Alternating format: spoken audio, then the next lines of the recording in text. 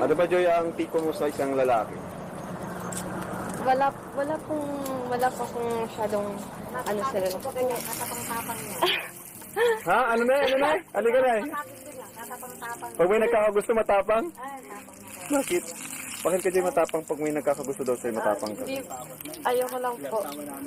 Ayoko pa. Ayaw mo pa? Ayoko po. Ibig sabihin, single ka pa? Single. Ay, Na boyfriend grabe. since birth. Wala ka pang boyfriend? Hindi, pero bilib ako sa'yo, Joy, no? Opo. Kasi ang galing niya. Kahit maraming naniligaw dito siguro. Baka naman wala ka lang nagugustuhan. Wala na. Ewan ko po. Hindi ko alam. Parang hindi mo pa talaga gusto Opo. pumasok sa relasyon. Ako, natatakot po.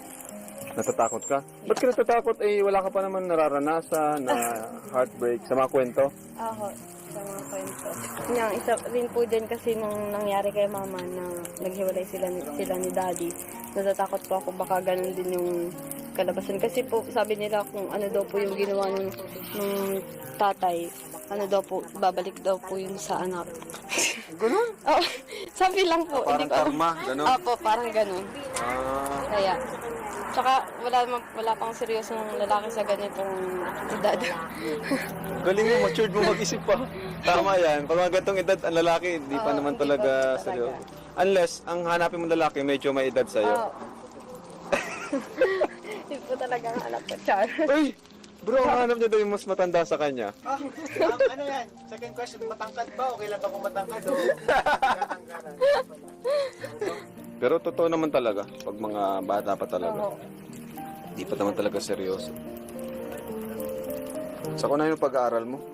Opo talaga. Ito nga ata yan. Ano naman, Joy, ang motto mo sa buhay na pinangahawakan mo?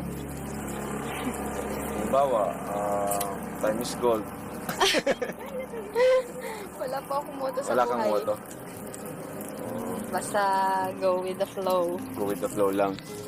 Parang bira kang malungkot. Nalulungkot ka din ba? Parang palagi ka nakatawa, nakangiti. Nalulungkot din po ako. Nalulungkot ka din. Hindi mo lang pinapahalata. Mhm. Ano ginagawa pag nalulungkot ka? Kumakain. Kumakain? Nagpipray. Binibigay. Parang palagi kang inaano ni mama mo, ano? Kaya Tinitira ako ni may mama. galit po. Galit ata sa'yo si mama mo. Pinakamaganda daw, yung panganay eh. Si Ate Rhea. Ganda si akin yan. Oo, maganda si Ate Rhea. Maganda naman lahat. Maganda Si lahat. nanay. Pero syempre yung nanay, ang pinakamaganda. Original eh. Original jeans. Kamukha mo ba ikaw pinaka nagkamukha kay mama mo? Ikaw? Feeling ko. O si papa mo? Huh? Sino Hindi. pinakakamukha mo? Si mama po. Mama mo. Feeling Anong ko itsura si ni papa mo? Kamukha ni Leia? Hindi ko po alam. Kamukha po ni ate.